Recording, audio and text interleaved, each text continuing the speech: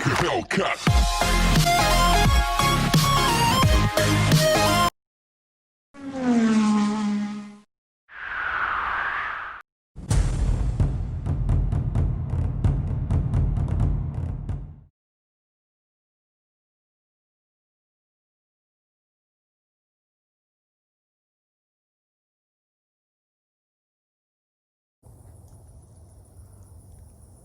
So ayan, mag-uumpisa na ako maglinis ng sasakyan. Lilinisin ko muna, then mamaya i-change oil ko siya. So pakita ko sa inyo kung paano maglinis ng mabilisan, then mamaya i-change oil ko siya. Okay.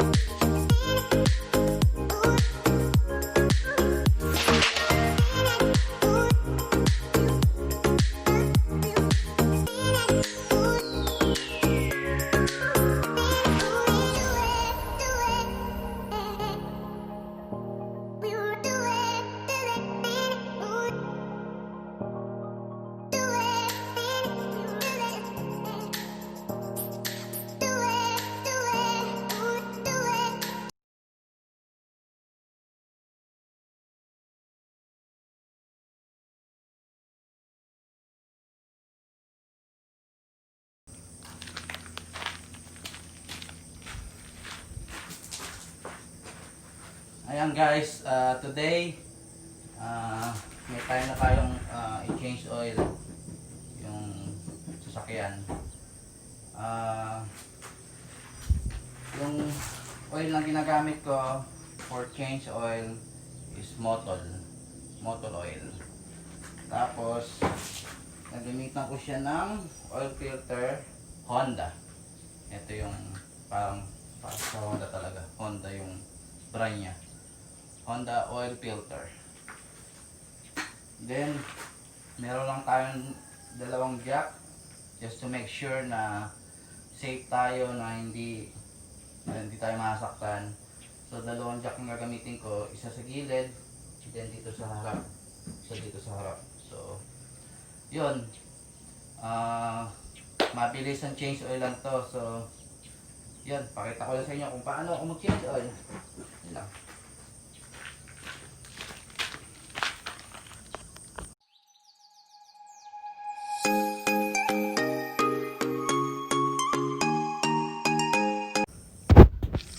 So yan, nailagay ko na yung dalawang jack, crocodile jack. So dyan siya sa isa, yung isa sa gilid, tapos yung isa dito sa harapan.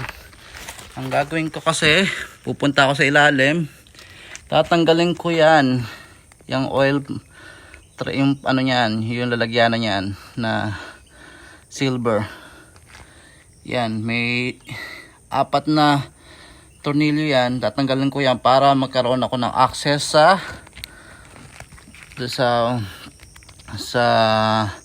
oil drain plug saka sa oil filter. Okay, yan. Kukuha na ako ng pantanggal doon.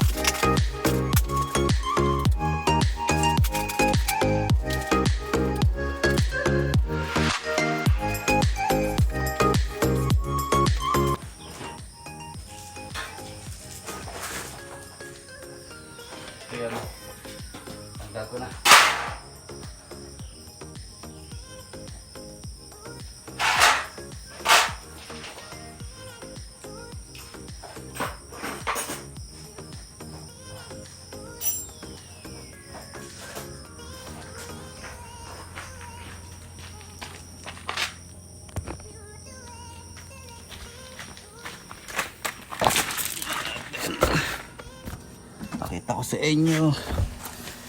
Yan. Yung oil drain plug ko, yan. Pinalitan ko na siya ng magnetic. Kaya, it's color red. Ito yung oil filter ko.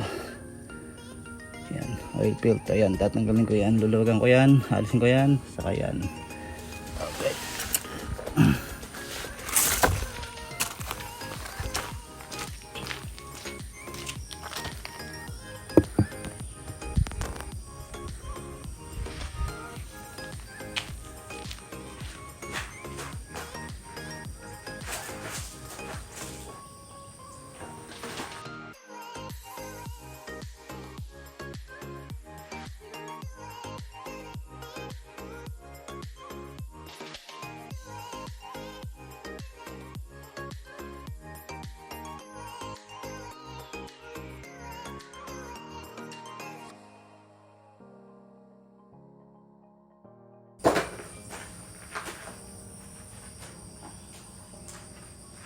So, itidrain na natin yung oil. Gagamitan ko siya neto, syempre. Yung lalagyan ng maduming oil.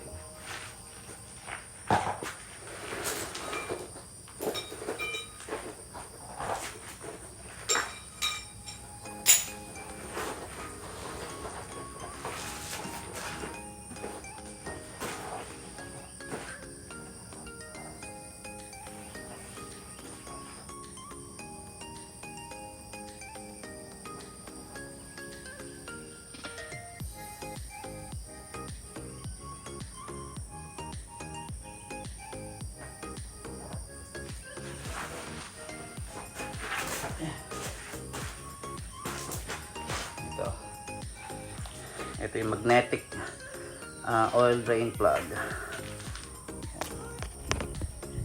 Drain na natin. Ayan. Nagde-drain na siya. Ayan. Due na talaga for change oil. Medyo maitim na siya. Ayan. Pagkatapos niya sa yung oil filter naman yung ano ko.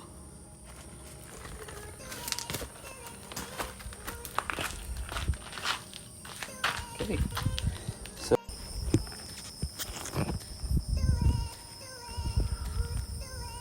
So ayan, malapit nang mapuli drain yung oil na yung old oil, malapit nang mapuli drain.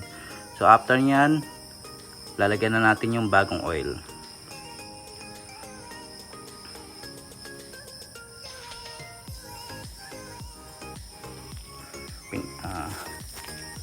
Inopen ko na rin yung hood.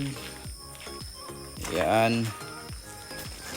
Pag open ng hood, ito yung sa oil, yung cup, yung engine oil cup. Alisin natin yan. Yan natin ilalagay yung bagong oil.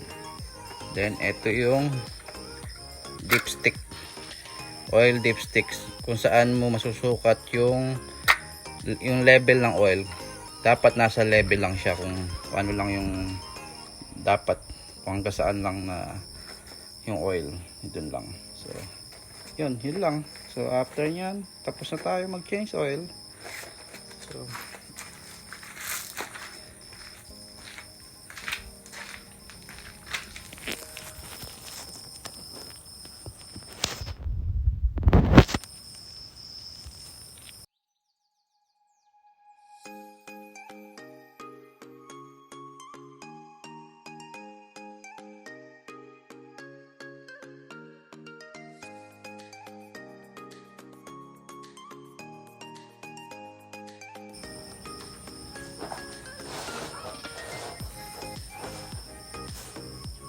lagyan na natin yung oil filter, yung bago.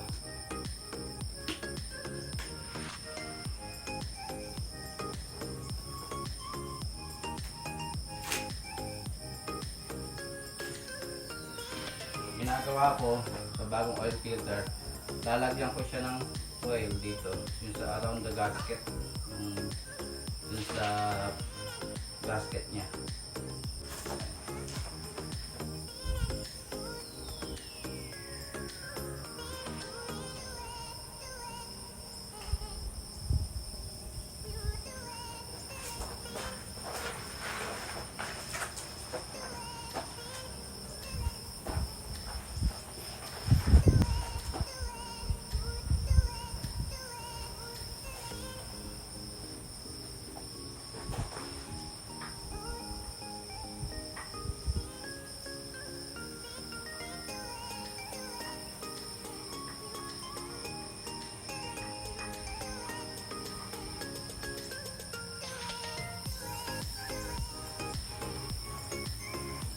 Tapos, make sure do sa oil filter, hand tight lang, huwag masyadong mahigpit. Kasi pagka time to change oil na ganyan, diba? Pag aalisin mo na siya, mahihirapan kayong pihitin yan. So, hand tight lang.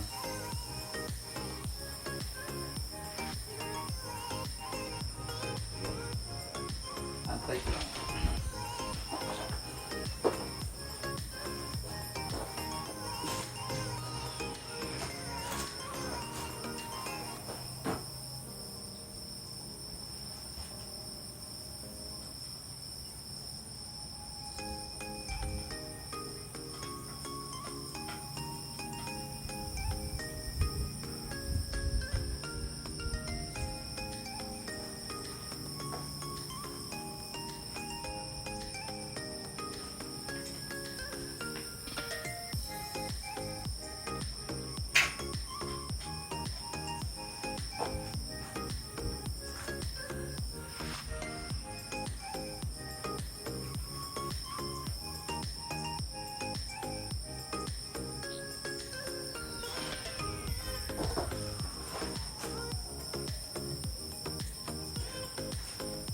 Yes. Na-secured ko na yung plug, yung oil drain plug, saka yung oil filter. Nakikita nila. So, time to put new oil na sa engine.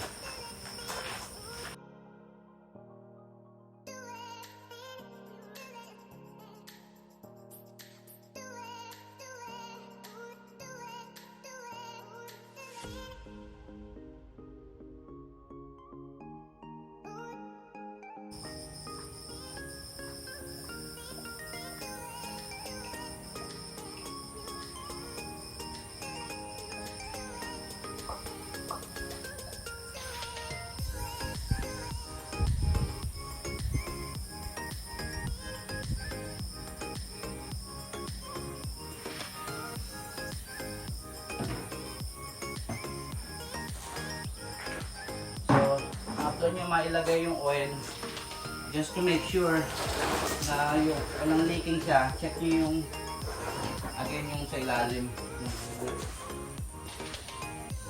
pati around the oil filter, check nyo kung may leaking. So ngayon so far wala naman. Ayun, yun lang. Tapos na tayo mag change oil. Just quick and easy engine change oil.